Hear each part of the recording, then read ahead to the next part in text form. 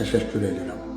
Sən mənə etimad göstərirsən, sən mənə zaman ayırırsan, vaxt ayırırsan və mən də bunun qarşılığında sənə özünü daha tez tapmağa, daha tez aydınlanmağa və daha rahat fərqində olmağa, yardımcı olmağa çalışıram.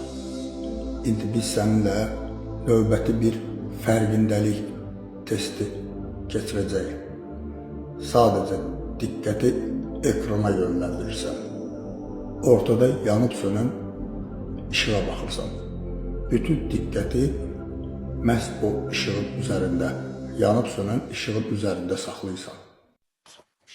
Diqqətlə bu ışığa bax. Yanıb sönür. Sən baxırsan. Amma bir sual var. Bu ışığa baxan kimdir? Göz mü? Beyin mi? Yoxsa fərqindəliyin özü mü? Əgər bir şey görürsənsə, bəs görünməyən nədir? İşıq görünür. Düşüncə görünür. Baxan kimdir?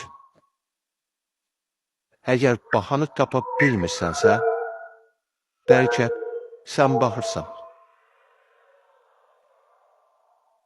Mən işığa baxdım, baxanı axtardım, tapmadım və ilk dəfə başa düşdüm ki, baxan bir şey deyil, baxan fərqindəliyin özüdür.